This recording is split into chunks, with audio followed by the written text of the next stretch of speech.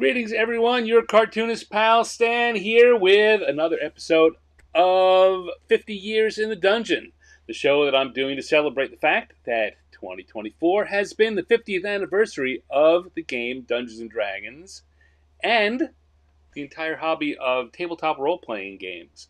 And to do that, I have been talking to folks who I know who have worked in the industry, not just in the industry, worked specifically on Dungeons and Dragons.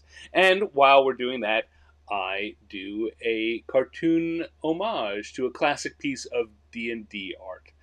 Each episode, I take one from 1 year, one for each year of the 50 years. We are up to the year 2012, which means we're closing on the end of this 50 episode run, and is beyond the years that I was working officially on the game. Kind of amazing to me we've gotten this far. This year has flown by with lots to go on. Hello, Chris Andrew. Hello, Michelle Vukovic. How are you? And Michael Pastor, thank you everyone for showing up. Yes, Michelle points out, she says hi to me and hi to Colin. Colin is my guest this week. Colin McComb, who was a game designer for, he was one of the co-creators of Birthright, game designer for Planescape, and did some work on the Planescape computer game, Torment, and some other stuff. We'll talk to him about all that. And before I say anything that's not true, I'm going to bring him up so he can tell us about himself. He'll come here, and here we go. Is Colin. Thank you, Colin. Hi. Hey, thank you. Hi, Michelle. It's nice to see Michelle in the chat here. We used to work together with her as well. Yes. We get very often the chat is filled with our old buddies who sees someone saying there, John Ratliff, for example. Oh In man, the John, chat. we were just talking about you earlier. Okay. So, Colin, I gave you the briefest of introductions. Did I basically get it right? That's who is Yeah, I would Colin say you McComb? hit. Yeah, you hit the high points. Let's see. Yeah, so Dragon Mountain, Birthright, and then a lot of work on Planescape, Planescape Torment, Fallout 2, Wasteland 2 and 3, Tides of Numenera, Baldur's Gate, Broken Roads. That's the highlights. Michael says, "Thank you to Colin for introducing me to the term ludography, which you encountered on your website." I did, yeah. I was trying to be very fancy with that. It was I thought, how could I seem the most erudite? Which is a word that a friend of mine in college made me feel really dumb for not remembering right off the top of my head. So, that's a word that I really like to use to remind myself of You that. gotta love friends who make you feel dumb. Yeah, well, it's because he wanted to rent a Woody Allen movie, and I was like, I'm not really in the mood for Woody Allen. He's like, oh, too erudite for you? And I said, ooh, Can't admit, can't admit that I don't know this off the top of my head right now. No, too neurotic for me. Yeah. Oh, nice. I should have stuck with that. A little too pedophilic. I'm sorry. Well, that came later. Yeah. Eh, Oh no. man, there's a complication. That's a different show. Let's kind of. Yep. Yep. Yep. Okay. Colin, I haven't had the pleasure to chat with you in quite a while. The lack of my going to conventions has met a number of people that the only place I ever ran into you was at Gen Con or other large Yeah. conventions. So I'm really happy that I could remember how to find you, and you agreed to come on and say hi and to have a chat. Yeah. Well, I running into you at Gen Con was like seriously always one of the high points. It was like, yay, it's Stan. Yeah, Stan gives me those good dopamine feels. And by the way, best hugs. You're just a really good hugger, man. I practice. I practice on myself. Oh, nice. Well, you got to love yourself. So the conversations here have been about this whole 50th anniversary thing. Um, and I usually just start with how gaming came into your life, right? So gaming, this hobby, this is something that happened within this life, our lifespans are close to it. Mhm. So we're in that first generation. How did you get into hobby gaming in general and D&D in specific? Okay, so this we're gonna harken back to 1980. So my parents had just gotten divorced, and we took our usual, my mom and my siblings and I did our annual pilgrimage from Utah back to Illinois, where we were born and grew up for a few years. And while we were there, my older brother Mike went to his friend Eddie's house, and I went to hang out with my friend. And on the that night, he came back and he told us about how he had been playing this game with his friend, and he had fought a dragon, and there were piles of gold, and he found magic swords, and it was basically like the blue cover, the David Sutherland cover. Right, Basically he painted essentially that picture for us, and I was like, oh my god, this is the coolest thing ever. And so we were, started reading everything we could about Dungeons and Dragons, which was, not much right, because, we lack of internet and Utah and all of that. Um, but when we got back, we figured, okay, well, cool, that's it, we're done. But a few weeks later, my mom came back and she dropped off the Dungeon Master's Guide, the Player's Handbook, the Monster Manual, a bunch of Ral Partha figurines, and the modules B1 and B2, In Search of the Unknown nice, and Keep on the Borderlands, and also the basic set, with the blue cover. Um, right. and we said, "Oh my God, this is cool!" And we just started leafing through all the stuff. And my older brother said, "Wait." And he swiped it all for himself and went off to read it so he Oh, could be our dungeon master. Uh, and then he had us roll up characters, and he started taking us through In Search of the Unknown. right, And we were super excited about it until we got to the pool room. And then he said, like, there's a bunch of different pools in here with different kind of liquid. And I was like, something seems really fishy about this. Okay, I've got a staff. I'm going to put my staff in one of these things. He said, okay, staff touches the water and it just disappears. Like the bottom of it disappears. You pull it out and there's nothing there. And I was like, oh, that sounds bad. He's like, well, it could be a portal to someplace else. And I said, oh, a helpful DM hint. Okay, cool. Well, in that case, I trust you. I'm 10 years old and I jump in. He said, or sorry, it was a pool of acid. You're dead. or it could be acid. Yeah. And so I was that was totally on brand for him. And so I should not have been surprised. It was, basically the Lucy in the football situation. Right, Um, but I was also hooked. I needed to know what could have happened otherwise. And right around then, when TSR had started putting out the In Search of Adventure books, right. so Choose Your Own Adventure and all of those things, and I just, was constantly reading through those and like, okay, how can I get the optimal path through these? It just, it really got its claws into me. And I wound up reading all of those books and then going, memorizing the THACO table, and I, like we all did, of course, Right. making our overpowered characters by ramping up their levels and giving them ridiculous stats, and then saying, "Yeah, I'm going to go do the Demon Web pits solo." Yeah, just flip through the treasure guide here and figure out the stuff I'm going to do, and it was all just totally over the top power gaming. But we started D&D club at our school Nice. before the Satanic Panic happened. Like in Utah, that was a big deal. Um, and at some point in there, I was over at a friend's house and looking at a module, and there was a name on the cover, and it was by David Zeb Cook. And I said, "That's not Gary Gygax. Hang on, people read these, people write these. I could be one of those people." And so that was kind of kind of where I wanted to go from there. Um, but also at that same time, the next year we went back to Illinois.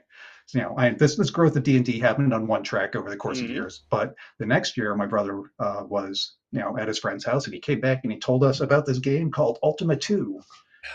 And so we wound up getting a computer, and I started getting really into computer games at the same time, and it was sort of a intertwined DNA Right. essentially, of just following these things out to where they went. And eventually, I got to college and had no idea what I wanted to do with my life, and so I said, well, screw it, I'm going to go for a philosophy degree, because that's really high pay, and you That, know, yep. philosophers big in demand. It's a little ahead of my time for the good place, I guess.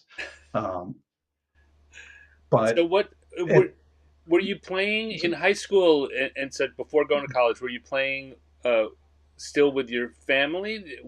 Do you have a group from school? Who were you gaming with? yeah, so I played somewhat with my older brother and some of his friends, but they they were sort of bullies, I guess. So older brothers. Yeah, older brothers. Um, Yes, I say being the eldest. Yeah, older brothers. yeah, you know what you did. um, but yeah, so we did still do some games in the house, and but mostly it was me and my younger brothers and some of my school friends, and that was basically it. I didn't go out to like game stores or anything because the closest game store was in Salt Lake City, and that was 45 minutes away, and I Right. was 13, so I was not driving there. Did you um did you become a Dragon magazine subscriber? Was it No, that was mostly a pickup at the store when we went down to ED Games at mm, Crossroads Mall. So we'd go down and drop our hard-earned allowance money on looking for World of Greyhawk or like the box set right? or New Adventures. I'm like, oh, Dragon Magazine, cool, we got that. And so I got the. Wonder if I still have a copy here.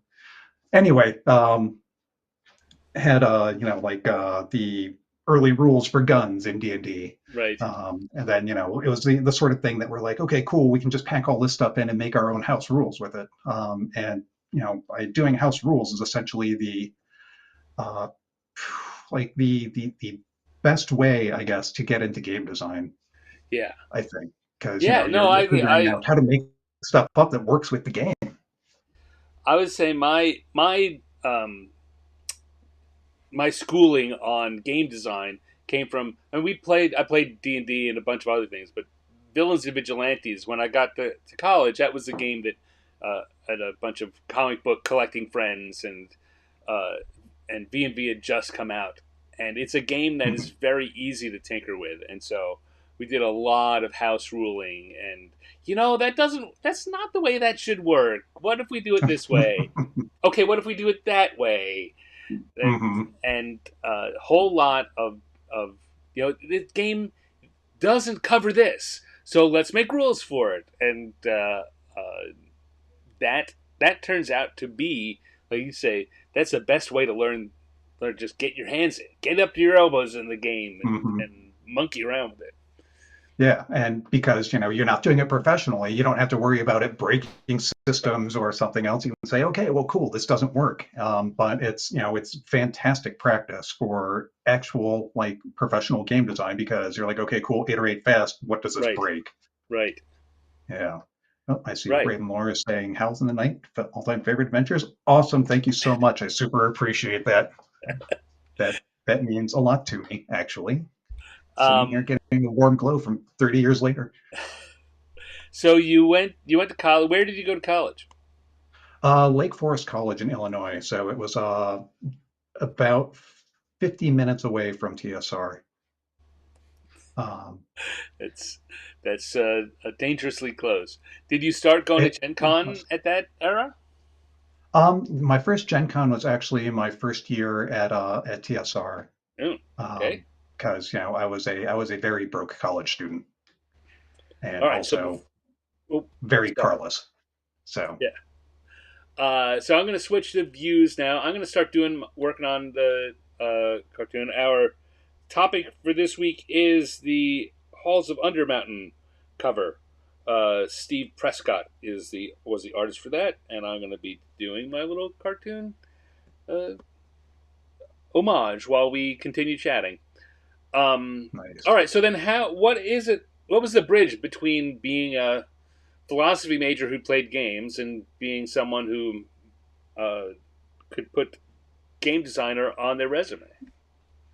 Well, so senior year of college, philosophy major. What are you going to do with that? Hey, maybe you better practice. Do you want fries with that? I'm a funny guy. Nobody's ever told that joke before, right? And the thing is, I actually had no idea what I wanted to do still. And we were doing our weekly gaming session in one of my friend's rooms, and I looked at the book and I remembered people write these. You know what? Screw it, man. I'm going to do it. I'm going to go for it. And so I wrote them a letter and said, hey, I'm going to be graduating in May. And I was curious if you have any openings available for designers. And I didn't think I would hear anything of it. And then a couple weeks later, my mom calls me up and says, something came for you in the mail from TSR, and it's the complete Vikings handbook. And there's a letter in it saying, write an adventure for us based on these rules. Huh. And I said, holy shit, this is my big chance. And so I wrote a pretty, looking back on it, pretty standard, I guess, encounter of some Norse adventurers getting into like taking a boat across a lake to a mountain where a white dragon dwelt, and figuring out how they would deal with this dragon and stop its depredations.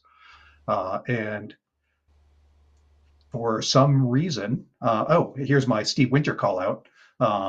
Steve Winter, who was head of the AD&D product line at the time, said, "This kid's got promise," and they called me up for an interview in person. I guess to make sure that I was actually the person who had written this stunningly good White Dragon adventure or encounter. And so I interviewed with Jim Ward, and then they had me take another writing test while I was up there.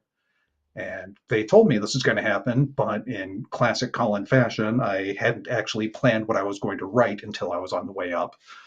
Um, Right. but I wound up doing a few pages in like 2 hours. And I guess then they said, okay, well, so thank you so much for your time, and here's some Dark Sun stuff because we've got a whole lot of it, and enjoy, play with your friends. And I said, cool, bunch of free swag. I walked out with box of books and the Dark Sun campaign set, and I was super excited about it. And I thought, well, I took my shot. That was it. And then a few weeks later, Carol Hubbard, the director of HR for TSR, called and said, when can you start? And how much do you want for salary? And I said, oh my God, how is this actually happening? I said, okay, cool. I'm going to be graduating at the start of May, and I need a couple of weeks to get an apartment and a house. So like mid-May and so I wound up having a job waiting for me when I got out of college.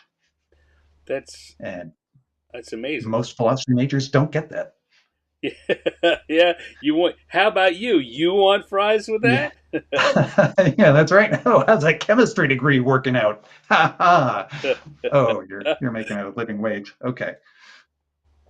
So, But yeah, so it turns out I was actually super lucky with that because there had been another designer named Jim LaFontaine who had been there for a little while, and he was the one who did the monstrous compendium with Tanari and Beatazu, which were the names for demons and devils in technically Devils and Demons in second edition Right. to avoid the Mothers Against Dungeons and Dragons Satanic Panic crowd.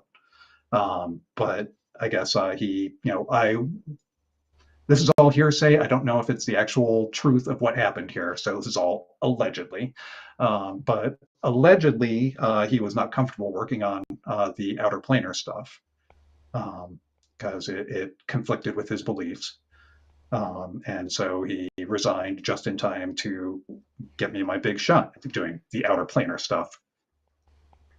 So, I mean, the thing I find most interesting about that is that you weren't, and had a few people I talked to who replied to ads in Dungeon or want ads to come out.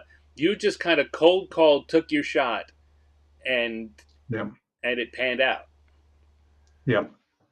Yeah. So when people ask me, oh, how do I get into the gaming industry? I'm like, be really lucky. Have Yeah. have fantastic sense of timing. I don't know, man. It's let's see. Oh, I see. Chris wants to know what the average salary was for a game designer back then. I got hired at $20,000 in 1991, which turns out was still not a lot of money. Yeah. So when I was working at West End in 1994, it was $16,000. Oh, okay. So we were at the top of the industry Oh then. yeah, no, I tell you, when I came over to TSR a year or so later and got up to somewhere in the low 30s, that was Wow. woo party time. Yep. Oh, I can afford new underwear. That's right. Yeah. And the good thing was that Lake Geneva was not a particularly expensive place to live. Uh, Hmm. one of the things that one of the reasons West End had the salaries it did was they were even cheaper, being in an hour outside Scranton, Pennsylvania. Uh, Yeah. Yeah. The bustling metropolis of Scranton. yep, Which, yep. I guess the Office fans are going to kill me if I say anything bad about it. So, Well, I will. I mean, um, all right. So what year was hang that? on, You said Michelle. when you joined? 1991. Michelle just said that she made 17K as an editor in 1995. Wow. Dude. Okay. It's I think 93 was the year I got bumped up to 25K, and Jim Ward said, "Don't tell anybody." And and granted, I didn't know that's illegal for him to say that, but I mentioned it to my editor Dory, and she immediately, I said, "Don't tell anybody I told you this." And hour later, she dropped down to Jim's office and said, "What the hell, Jim? I I, started at the same I'm only time. making blah. Yeah. Yeah, I should be making the same." Um, Yeah. so let's see, Chris, you say, did we need second jobs to get by? No. It was, I keep in mind this is, early 90s, and while Lake Geneva was a tourist town, cost of living was still pretty low. Certainly low enough that we weren't going into serious debt. Although I guess I did wind up owing some money at some point because I was not a good spender. And Yeah. Well, I Michael, mean, what was on my yeah. it's easy when you're in your 20s to, no matter what you're doing, you figure you can spend it. Yeah, exactly. Exactly. Save for the future. No way, man. Well, I that's got a some sucker bet. stuff to buy. Nobody's telling me I can't buy this. Um, so when you got there, what were you working on? So the first thing I worked on, hang on, let me pull it up here because I've got this whole wall of stuff that I worked on right behind me here. Oh, I do have Dragon magazines in here. Cool. All right. Anyway, the very first thing I worked on was this sweet Brom cover. Oh, nice. Yeah. So that was they said you're gonna be working on Dragonlance, and I said, okay, cool. I had been playing mostly Forgotten Realms with my gaming group in college, so that was the thing that I really wanted to do was Right. work on Forgotten Realms. But they said you're working on Dragonlance, and I said I will take whatever I can get, honestly, because I'm doing my dream job here. And I did some brainstorming sessions with editor Karen Boomgarden, um, who, let's see, she gave just some really, really cool ideas. Um, they were talking about uh, what sort of decorations, for instance, or body modifications like Minotaurs would have. And we're talking about like, well, would they have the nose rings? Because, like when you put that Right. nose ring in a cow, it's used to like essentially lead it around because you tug on that thing, a cow's going to go where you want. She said, well, much like Mr. T wears, the gold chains essentially as a symbol of the chains that enslaved black people. What if these dudes, what if their warriors wear nose rings basically as a screw you? Yeah, no, I'm going to own the thing that you use to control me. And So, I mean, the came up things with that a people may not cool ideas realize like that. Yeah.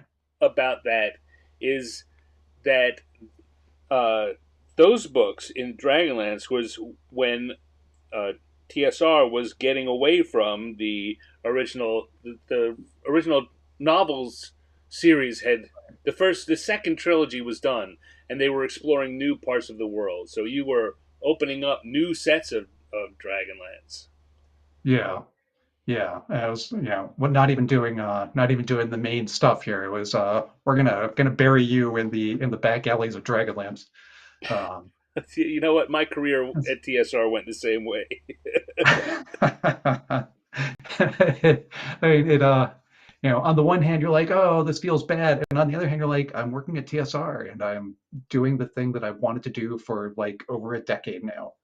Right. And there's going to be other projects that I am going to be like more in tune with, I think. Um, and that was okay. I had a lot of fun working on this, although just constantly a learning curve of figuring out what worked and what didn't for me. But right after that, they tossed me onto Islands of Terror. You know what? I've got this stuff here. I might as well keep on pulling it out. Next one, Islands of Terror, which was a sweet Ravenloft thing, and I was a huge Ravenloft fanboy. Um, and I'm super excited to work on that. And I had a talk with one of my Interplay colleagues actually just a couple of months ago, um, and he was talking about how some of his friends have been using that supplement for like decades now as their primary adventuring stuff. Yeah. And that was, I mean, again, just like a holy crap, it's because we grew up in the time without the instant feedback from players. Uh, you know, it was basically we were designing into a void, right? Did Yeah. did you ever feel like that? Oh yeah. I mean, You finish it and then you get the occasional fan letter. right. And yeah, there was no feedback. It was only at Gen Con or when we got to go to occasionally we get to go to some of the smaller cons that we could interact Hmm. with people because Yeah. it just wasn't that. And actually, I mean, when I first got there, it was the AOL phase, right? So we were starting to get feedback, but it was Hmm. also it was also filled with all the people that wanted to complain about everything. Uh-huh. Yeah. Yeah, it was. Yeah. And we had no community managers at the time then, so we were all just making our own mistakes fresh out of Yeah. the box. Sean Reynolds had started his job as a community manager. Yeah. Although that title didn't exist yet, but it like a month or two before I started my job there. Mm. What? So that was 1992, huh? No, I You didn't said get there till 93? Yeah. 95. 95. Holy crap, I thought we had a lot more overlap than that. Damn. I feel like I've been around forever. I always have. Well, yeah. Wow. That's okay. Well, I guess you're one of those instantly awesome people who feels like exactly just a fixture. I mean, we've had. In fact, there's another thing that's come up over the course of this show that I hadn't realized before. How many people started in '95? Hmm. 95 was the last big hiring spurt for TSR, and it started with Ed Stark and Bill Umstall, Keith Strom, Cindy Rice, Miranda Horner, Right. Jeff Quick, uh, David Eccleberry. Dave Eckelberry, Bruce Cordell, me, Damn. uh, and a couple, and some other people too. There's just a huge Kerry Bebris. All were Hmm. 95. Damn. It was Okay. Wow. We late really 94 packed was some when, memories into those yeah, years. when Jeff Grubb and Zeb and a few other people started going out. That was 93 and 94 were full of them closing Right. up shop, and the new kids cycling in. So Hmm. Yeah. Yeah. So Bruce Nesmith actually was big into the computer games at the time as well. So he'd had like Civilization up, and he said, well, if I'm not in the office or whatever, you can come over and play your own save. And then he wound up going to be the design director at Bethesda. right. So yeah, so which is I guess where a lot of our other colleagues have wound up as well, Mm-hmm. which It's a is fun. There's a very strong TSR XTSR tie to Bethesda and ZeniMax. yeah. Yeah, I mean, let's see. There's Bruce, there's Lawrence Scheck, there's obviously Ed, Yep. Jeff Grubb, um, Rich Baker. Bill Slavisek, Rich Yep. Baker. Yep. Yeah, man. Yeah, that's a wealth of talent there.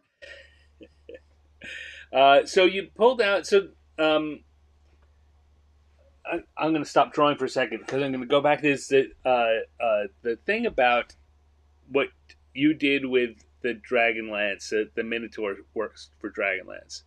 What I wound up doing, I got pulled in to the Dragonlance world during the Fifth Age, and Hmm. we both, I think, have the experience of creating stuff that Margaret and Tracy, for separate reasons, a lot of which was corporate, were not involved, but we had to keep doing it. And the Hmm. fan base was really unkind to us, our team. Was that your experience with the um, Minotaur stuff too? Because Um, not as much. I have not gotten a lot of feedback about that one, but the stuff I've gotten is generally, you know, medium plus, I guess. yeah, Yeah. People didn't hate it enough to be like, "You suck," and you're pissing on Margaret's grave, and like Margaret's still alive. yeah, yeah. I mean, we did everything we could to, and we worked with Margaret as much as it was allowed. But the company was at odds with us being successful at that, right? We Right. were undercut on that, and then the Dragonlance fans, we had a we had the problem that the Dragonlance fans were reporting to Margaret and Tracy untrue things about what we were doing, and so when we did get to Uh, work with them, we had to overcome that. But we did, right? right. I talked about this when several people, but most recently when Peter Atkinson was here on the show, he was the person that decided after this buyout that he was going to mend the fences, and he brought us all together, and it worked out. But the first thing we had to overcome was that they came in with chips on their shoulders that the we were talking about the internet negativity had kind of placed there for us, Right. um, and it worked out in the end. Again, because everyone's professionals and because we all love what we're working on. Right. And Margaret and Tracy are just awesome. Right, So, right. Um, so tell me about your Ravenloft experiences. okay. So like I said, I was a big Ravenloft fan. Yeah, And the primary people in Ravenloft were Andrea Hayday and Bill Connors. I think she was the product lead. And then I think Aunt Brown was involved as well, with a lot of stuff. I actually, now that I think about it, she was no, it was Andrea who was the editor on the original box set. Um, but that was just a ton of fun working with those guys. That was I mean, I pretty much loved everybody I worked with there, right. almost everybody. There were, some notable exceptions, but I wound up like just liking everybody. My first day there, Jeff Grubb and Zeb Cook came by to invite the new guy out for lunch, and Nice. I was a fanboy and these two legends walk in, they're like, "Hey, new guy, let's get some food." It's like, it is trying super hard to be cool, but I'm also, a newly 21-year-old fanboy, and just it's really hard to hold it together at that point. Yeah. Um, so working on the Ravenloft team, my natural inclination is to try and go gory on things, go into actual horror. Um, but Bill explained to me very gently, Hmm. well, gently enough, I guess, uh, I say it about can't be too gently. This is Bill we're talking about, right? yeah, exactly, gently for Bill, um, you know, how it actually worked. Um, and that was nice. It was cool. It was relaxing. It was also helpful that my original office was in the part of the building called Siberia. Um, the rest of the design team was like out on the main floor, but we had Siberia. And it was me and John Pickens and Bill Connors and Bill Larson, the book editor. Right. Um, and so Bill and I hung out as the only designers there and tried to avoid getting into conversations with John. Um, super super nice guy, super knowledgeable, and really really knowledgeable, and really So John has talkative. not come up a lot. I mean, he's come up tangentially. I guess the best thing to say, John is as you say, a super nice guy. Like so many of the geeks I've known in my life, not the best socialized, and he didn't, and he I probably still doesn't take social cues very well, particularly when it comes to leading a conversation toward an end. Hmm. Hmm. Yeah, it was. This is something that I only learned about later. And we didn't talk about neurodivergence. Back in the '90s. Right. It was all the R word, and nobody had it, and so you just you're either had it or you didn't. There was no spectrum involved there. Right. And now that we look at it, I think we could clearly say that he had some neurodivergence, and it led to getting into a conversation with him at night, and then you're trying to leave to go home, and an hour later you're closing the car door and he's standing there talking to you through the window of the car, and you're like, okay, I'll see you tomorrow, John. Backing out Yes. slowly. Um, anyway, so back to the story of Bill. So Bill was like really helpful and just sort of showing me the ropes day to day, and then he discovered my fencing mask, which he also had a plastic tip dartboard, dart set Oh, rather, so in his you were office. responsible for the Mask of Valor. The Mask of Valor was my mask, and so he stuck a dart in, and he said, "Hmm." And then he walked away and he threw a dart at it and it stuck in it, and he said, "Yes, Colin, put this on." And so I put it on, he put the dart in, and the dart didn't get anywhere close to my face. He said, okay, stand there for a second. And he threw the dart and it stuck in. And that was the birth of the Mask of Valor. Um, and that's what it was like working on Ravenloft. And that's what it's like working on Ravenloft. Um, so you were saying that Islands of Terror was one of the. Can you remember any of the? Is there anything in particular that stands out to you about that process?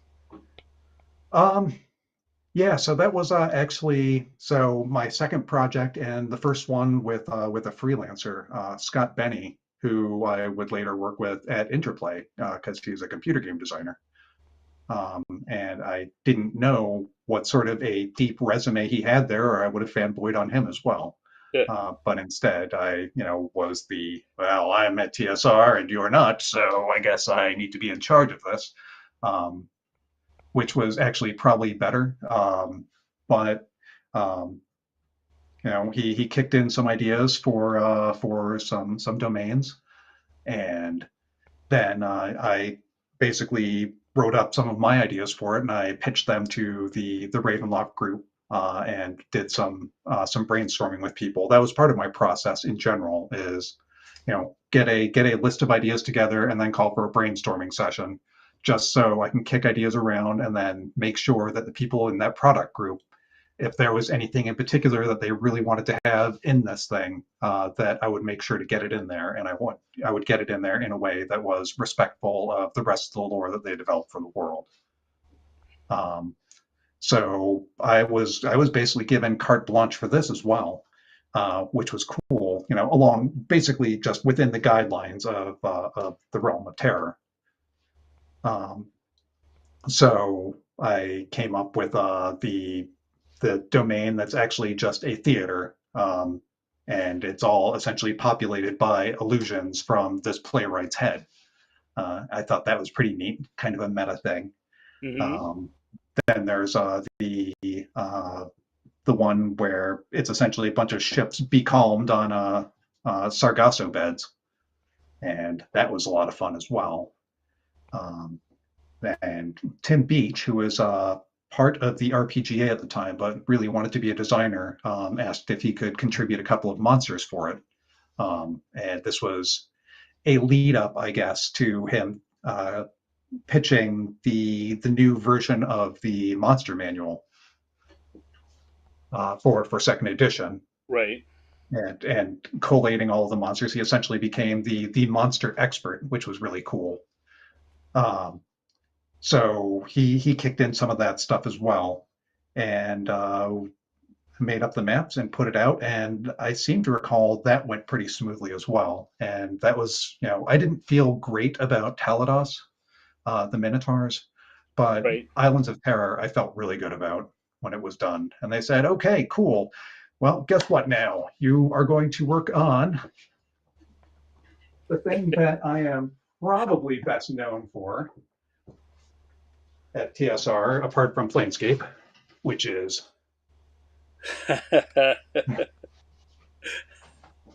yes, the complete book of elves. And that was also a lot of fun. I had fun on all of these things that got printed, but I especially enjoyed the complete book of elves because that was one of the things that I really desperately wanted to work on. I loved these complete book ofs, or the complete books.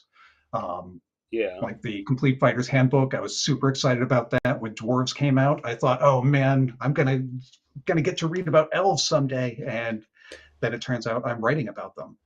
So I did a lot of research on how elves had appeared in D&D, how they'd been presented through a bunch of different products, and what they looked like in Tolkien. Thomas Reed and Jeff Grubb and I went down to discuss. Like we'd go out and have lunches together, and so we would talk about what elven societies would look like. And I wondered, why would elves feel why would they feel like they need to treat humans equally?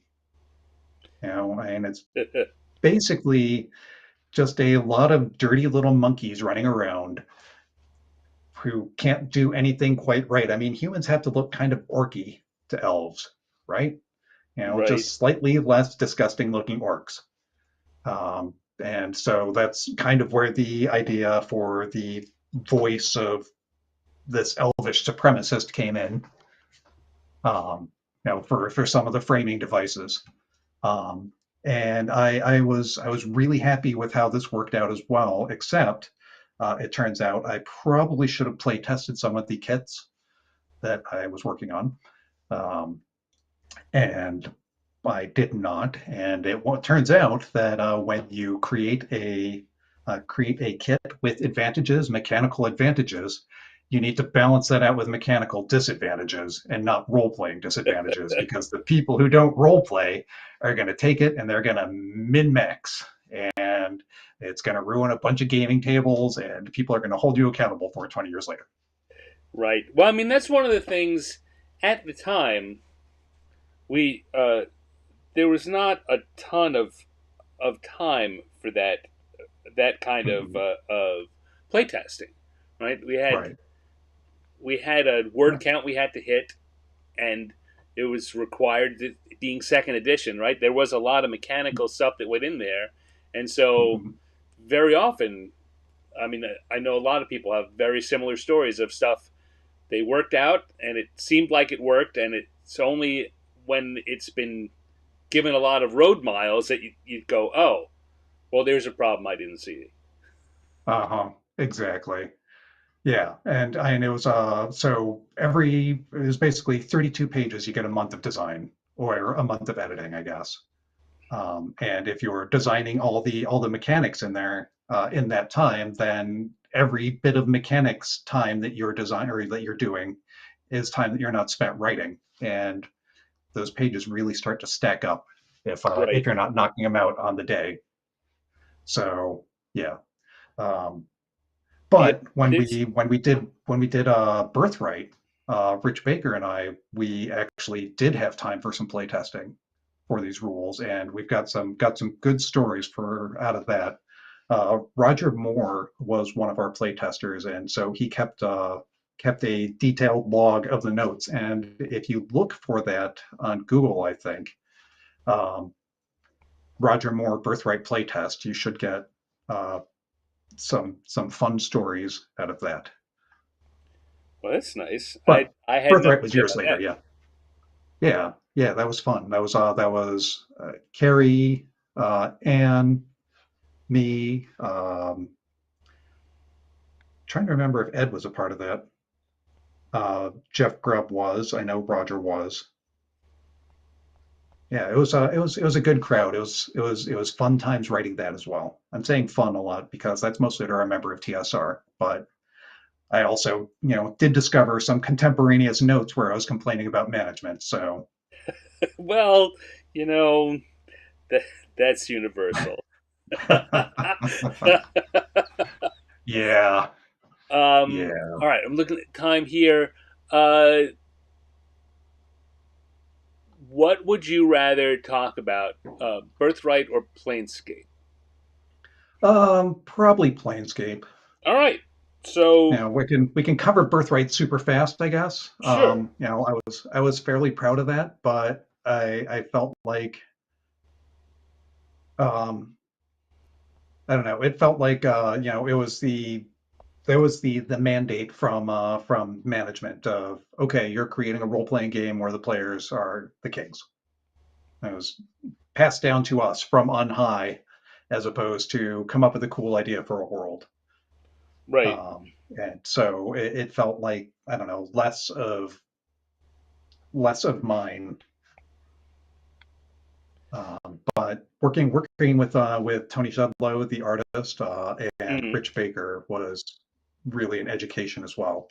We were very close in that Rich came up with a lot of the backstory for the world based on a novel he had written. This was actually something I'd suggested, um, that we use his naming convention because he had put a lot of thought into the language and so forth. So it felt a little like it was his thing more than mine, just in my head, and that's something I probably should have addressed and dealt with at the time. But I was 24, I think, 23, 24. So, but when Planescape came out, or rather when Zeb was working on Planescape, actually, I mean, let me dial it back even before that.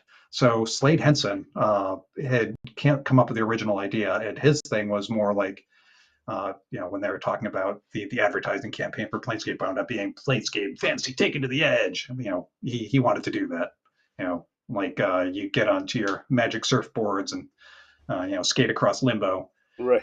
And that was an interesting idea, but it was not where Zeb decided to wind up taking it, which was I when he started showing me the stuff that he was doing with that, I was really excited about it.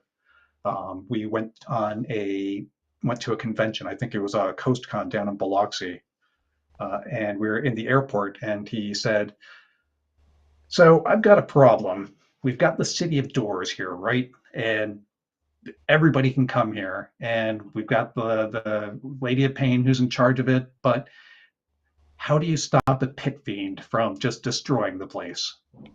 Right.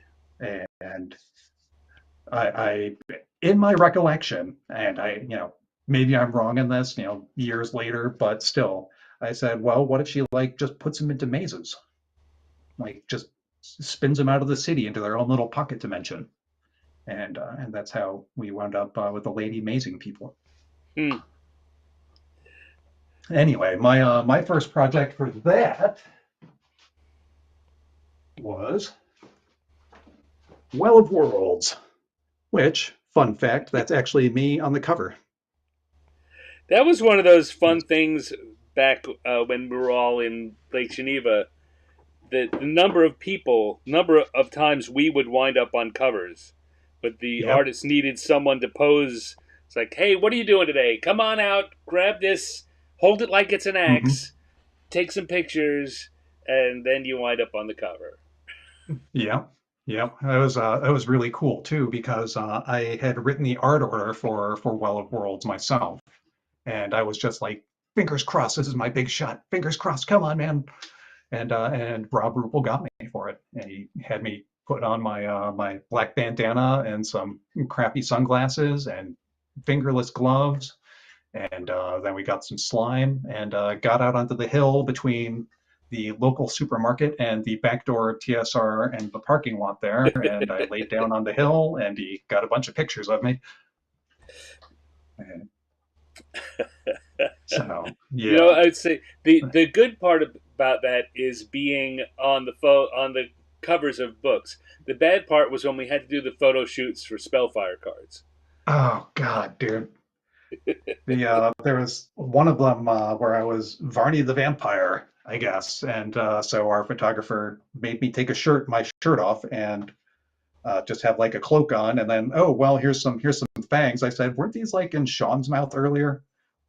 And, and he said, well, we can just rinse them out with some water, I guess. And it's like, oh. So the look on my face of sort of horrified disgust is actually not acted. It's a real thing. It's me with Sean Reynolds spit in my mouth. I my first time doing that, I had to go out into a field in February, and Oh, and well, eventually they only had one pair of pants that fit both me and another guy doing it, so I had to change pants in the middle of a field about in 500 February. yards from a county highway In February in in February. Wisconsin. Oh man. um, But yeah, Planescape was the that's I guess I feel where I really slotted in at TSR. We wound up with a really good solid group. Zeb had left basically shortly after the launch of the original box set, and Monty Cook came in, and so we were, I guess, balanced out on the cooks. right. Um, One cook But enters, one cook leaves. that's right. It's Thundercook.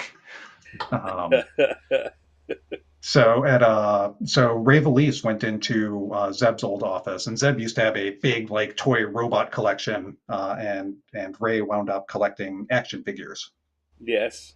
And so we started basically telling stories with the action figures, and eventually like were posing them, and had a whole big cannon of like miniatured Spidey, calcified Spidey, Yeah. uh, Monty little Monty was cap, talking about yeah. that Ray's Cube Raised comics. comics and stories. Yeah. Yeah. Did he tell you about the Spider-Man Snuff and Sodomy Club? Uh, I I remember that, but I don't think we talked about that on the. Yeah, so basically every morning, we'd be like, new issue, and we'd run down to Ray's Cube, and then the person who set it up would explain everything that was going on, and we'd just laugh, and Skip Williams, whose office was right next door, would occasionally shout out, and, oh, Some of us are trying to work over here. yeah, exactly. I think he mostly took it in good humor Yes, because, but but yeah, it that was, can be said in a completely grumpy way or a humorously grumpy way. But grumpy yeah, was implied either way. yes. The person who was actually grumpy about it was Doug Stewart, I guess, because we were cutting into his nap time.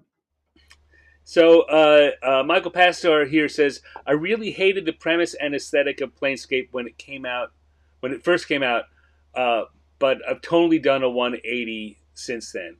And I think, you know what? I think that's, we're getting near the top of the hour. So I'm going to say, Yeah. before I continue the sentence, I'm going to stop drawing here. This is where we're at so far. I will finish this off screen and we'll post it for folks to see. If you are a member of our free newsletter, which is 50 Years in the Dungeon, uh, .substack.com, free newsletter, you'll be the first people to see it when it is completed. But I'm going to stop drawing for now so we can just talk for the rest of our time. But I was going to say the thing about Planescape and Birthright is that they were both really, really interesting high ideas that a lot of D&D fans at the time just didn't know what to do with. Mhm. They weren't they weren't unlike Forgotten Realms material. It's something that was harder to just slot into your game at home, no matter what you were playing. Right. Um, but over time, as they've become collectible, or people have had to search them out and come at them with fresh eyes. I think that they are much more, much better understood for what they are and what their possibilities are than they were at the time of release. hmm Yeah. It was I think the thing that I really loved about Planescape is that it was the chance for me to use my philosophy degree. It was, when Zeb described it as philosophers with clubs, I said, "Holy shit, philosophy, Dungeons and Dragons, the two things I really, really love." And I got to apply this stuff, and talk about you know ethics and morals, and set things up in a way that was imaginative and cool and could reach out and touch people. Mhm. And that was it. Well, I've got my wall of stuff there. I worked on a lot of that.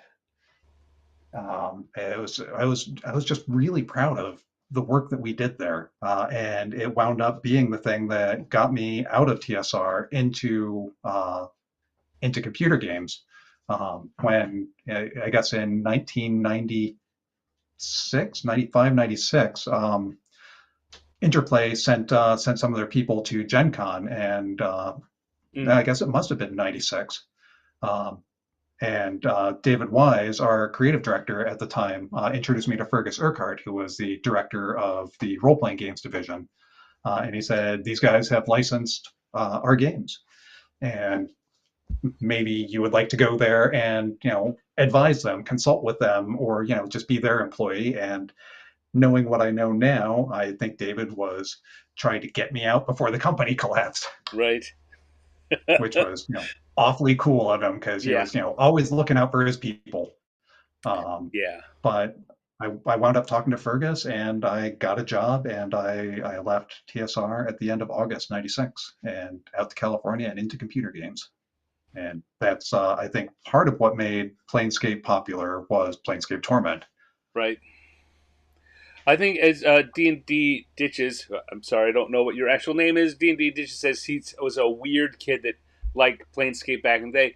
Planescape, both Birthright and Planescape had very dedicated fan bases. I think the Yeah. difference, the big, when was saying before, the big difference between Forgotten Realms is something that was easily, no matter what you were playing, you could grab stuff from the realms and throw it into your game. And Hmm. Planescape and Birthright really were more less easily lootable. Um, Hmm. and in the end, I mean, we all know that's part of what turned out to be the business problem that TSR had was they weren't paying enough attention to how they were splitting audiences like that. Yeah. The D&D crowd is Yeah, just a certain size of pie, yeah, and there's only so many ways you can slice that pie. yeah. Uh, um, I mean, you can. It's just you gotta. Uh, they kept expecting management kept expecting the new worlds they put out to come up and do the same thing Realms did, and a lot of these Hmm. things never could. And they should have been huge successes in a smaller pool, but they were tasked with being an equal-sized pool. Yeah. Yeah, it's unfortunate, I guess, that they didn't have a better handle on what the actual market was at the time. Yeah. And Well, there's some reasons that company collapsed. yeah, well, at least we didn't get inflicted with Buck Rogers too much more. That was actually one of my big failures there, or almost failure, I guess. I was supposed to write a, I don't know, 64, 96 page Buck Rogers adventure based on the rules that Jeff Grubb had made for, Right. the 1930s Buck. And I could not get into this thing at all, at all. I just, every time I put my Yeah. head down, I would like slide the attention slide off. I know why it is now, having been diagnosed with ADHD at age 50. Um, but it was, one day, Tim Brown and David Wise called me down to Tim's office. Tim was the creative director at that point, and they're like, "Okay, Colin, got some bad news for you." I said, "Oh no, you guys have figured out that I didn't. I've gotten like 15 pages of 96 written here, and you're gonna fire me, and I deserve it." And they're Yeah. like, this Buck Rogers thing, we're canceling the line, so just back up your stuff, archive it. I'm sorry that the work you've done is is going to waste. And I was like, oh, there is a God. Lester. Lester Smith. Hello, Lester. Oh, got Lester into some cool music. He got me into some cool music and sold me my first pair of combat boots. All right. Yeah, He sold they you were your first original pair army of boots. combat boots, or Yeah, he had his old boots from the army, and he didn't want them. And I was getting really into Nine Inch Nails at the time, and I wanted that aesthetic, and I needed combat boots. And Lester mentioned them, and I said yes. So I got some sweet, genuine combat boots for I think $20, and I had them for over a decade, and they went out to a lot of clubs with me. oh, the history of TSR. Yeah, yeah. Looking back on it, I wish that I had been more. I don't know, present at the time, hanging out in Lake Geneva with people. But on the other hand, I also really enjoyed going to Milwaukee and doing the clubs too. So, Right. But you know what? It really wasn't that excited hanging out in Lake Geneva. well, I could have been playing games at Monty and Sue's place, right in front of the Yeah. graveyard. that that that was, you know what, I was back there recently, in October. I went to Gamehole Con in Madison, Mm. and then stayed around for a few days, and Sue Wineline and I went to Lake Geneva. It's the first time in 15 years since I'd been there, and yeah, we drove around and looked at all the old places, and it was amazing, the combination of how many of them were still there, and then the few that weren't. It's like, oh, well, wow, look at that now. It's a Starbucks. Is that what was that place called? Next Door Pizza? The The one next that door was like pub. The next door pub. We Next had Door lunch. Pub? Had Yeah. lunch there when I was back. That's where we met up with Harold Johnson and had lunch there. Ah, nice. Yeah, that was another fanboy moment for me because we went out to lunch with R.A. Salvatore and Ed Greenwood. I'm sorry, Bob. Bob, Bob. Bob. Yeah. And he just it's like, oh shit, this dude is also awesome. How is it that all of the people I'm meeting here are awesome? Yeah. And Well, but then, I that's the secret of this show is I remember these people are awesome. They'll say yes. right? Also, as you Nobody's gonna say, turn me I'll down. give We get good to hugs. Yeah. We all get to just sit around and laugh about the bullshit that we pulled at the time. It was great. All right. Well, we're over an hour now. Um, You were totally right. That we did were just just fly getting the past. computer part of your career, and so one of the things I've said before is, although I'm closing in on the goal of doing 50 shows about the history of D&D. I'm going to keep going with the show after that, and I'm thinking about shows to put together. And I think trying to get a conversation with a bunch of different people who went on to work on computer games, it'd be a fun conversation to have. So Hmm. hopefully, I will. You will be interested when I extend an invitation to bring you back to talk about that. Maybe with people like Zeb and Bill and Jeff Grubb Yeah, and other folks who've done that. absolutely. And all the ZeniMax crew, I Yeah. really dig all of those guys. I don't know, speaking of which, if Ed ever told you about how he basically was the only good player on our softball team. No. Oh, yeah. Not the only good one, but definitely the best one because he played baseball in college, so he Well, like actually knew what he was doing, and he could put some power behind that ball. Oh my God! I played on the latter versions of that team. We did, we had a fun conversation about that. That that team won over all the years that it existed in Lake Geneva one game. Yeah, We won one game.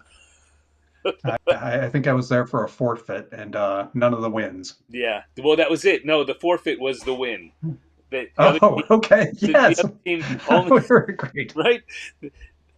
Um, I mean the crux of it for those of you who aren't Colin or me, uh, was it while it was supposed to be a recreational league, all the competitive teams came into the recreational league to practice beating up on the couple of recreational teams, and we were a rec team. Like we had a Yeah, well, and not only that, I mean, we're a bunch of office workers, and these are dudes who are like, factory dudes and farm guys and, people lifting engine blocks over their heads all day. yeah, yes, yes. All right, Hey, so Jamie. um, we're we've been talking about what's going on, and as I said, the focus of this, or the not even the focus, the idea that got all this started is the fact that this is the 50th anniversary, and you and I have both been playing since about 1979, 1980 era. That's a lot of the history, um, but we're also still in this gaming now, looking forward. you talk about bringing in storytelling at the beginning, right? Wanted to get together, Mhm. and the industry has gotten so much more into that as we've gone in. The game has morphed, and the what's the word I'm looking for, the wargaming roots are not left behind, but they're now not the focus the way they used to be. What what kind of progress do you think that role playing is moving towards in the next 50 years or the next few years? Um, I don't know. I mean, the growth of computer games has really suggested that there's a huge market for just recreational fun. And there's a lot of needs being met by by very niche providers for this. Both in tabletop and computer games. Um, I personally tend to come down much more on the story side of things. The collaborative storytelling, the let's make some cool visions together. Essentially, how can we make this even weirder? How can we make this just something that all of us are going to walk away from this and say, "Hooray! This is awesome and fun and cool." Um, but I know there are a lot of people who are just really into the okay, cool. We're going to design this rule set, and now we're going to figure out how we can work our way through this rule set to create the desired outcome of the I win, you win, we all win. It's not a zero sum game, or maybe it is. Um, I think that I think that that will continue either professionally or on a hobbyist level. I Right now there's a lot of uncertainty in the market and with investors and so forth. A lot of game studios on the computer game side have been shutting down because investors are pulling out. I don't know, like dumping money into AI or whatever. Or sorry, AI when I actually mean large language models. Um, that's not actually thinking anything. Um, So, I've got my concern with the new Hasbro dude talking, so much about like trying to monetize every last bit of D&D, and Right. with Elon Musk talking about buying Hasbro, and just I don't know. It feels like there's a sort of a mass of just garbage rolling toward the hobby that we love. But I think that the important thing for us to remember is that we all got into this because we really love games. And no matter what happens on the corporate monetization side of it, we're all still going to be here loving games and making our own games and doing our own house rules. And if Right. they try to say virtual tabletop, roll 20, whatever, all of this stuff, you've got to pay for every die roll now. It's like, well, but I don't. It turns out I can game with my friends anytime. I can use these old rules that have served us well and given us so much fun. I don't need to have the latest coolest thing because it turns out the latest coolest thing is in here. Right. Right. Yeah. No. And I mean, that's come up every new edition, a version of this conversation happens. Is no one's going to come around and take away your old stuff. You still have it, mhm, and you can still play it. It no one can. They can. In theory, the company can ruin the business for future products with that label on it, with the D&D yes, label or whatever, anything. But no one can change what you've had and what you mhm, have. And this game that we've always said, from the darkest secret from a business perspective, is once you buy the rules, you don't need anything else. You can yep, It's your game and you can keep going, and this hobby is going to thrive on that no matter what happens, yep, whether it's great or whether it's terrible or whether it's more likely somewhere in the middle. The hobby will thrive because you out there, you've got yep. the games, You, this, and that's where the game. yeah, yeah, exactly. I agree with that 100%. I am the I don't think that we ever had this conversation, you and I, in person at TSR, but I know that I occasionally felt like my job here is kind of redundant because if they've got the rules, they don't need me. All I am is essentially a conduit for imagination for people who don't have the time to think this stuff up for themselves. Right. And they like my imagination enough to keep buying this stuff. And but the fact is, anybody can do this, and it might not be as polished or whatever because we've had decades of experience to develop these skills. That not doing accounting or data entry or Right. whatever in an office. I don't know what people do in an office. Um, Mostly but anybody could do this, and it's really cool and liberating for us to have had the opportunity to do it and to know that there's all these people out here who are doing it with us. yeah. All right. Other things I was thinking about saying, but that's such a good place to wrap this up. I'm gonna let that sit. Colin, Nice. thank you for joining me. I hope that I can bring you back on to do this again, and I hope that we just get the chance Yes. to hang out and chat more frequently than we have recently. Yeah. Um, I have thus far failed to bring up the 3poundgames.com is your company, Oh yeah. and Yep. we want to get that up there. What do you guys work on? What do you produce? We are VR developers. So we're doing a game called Crockett, which is basically a series of mini games, essentially, sort of like WarioWare. You chomp things, you grab them. Um, there's a game that we did called Vault of Stars, in which you're a little moat flying around. This is where my philosophy degree came in. Yeah, great to see you too, Michelle. Yeah. Um, Thank you, Michael. Thank you, Ditches. Everybody, thank you so much for having us. Anyway, so it's a void. You're basically a mode of light against the void, which is very much a story I wanted to tell. And then we've got some other partnerships and stuff going on, and we're working on doing some training modules and getting our stuff essentially sort of as the ground floor for people to easily develop like essentially VR platforms for Mm. their games or their businesses or whatever they want to use VR for. So All right. So there three was pound yeah. crane three the number three lbgames.com. Yep. Check them out. That is the size of the human brain, 3 pound. 3 pounds.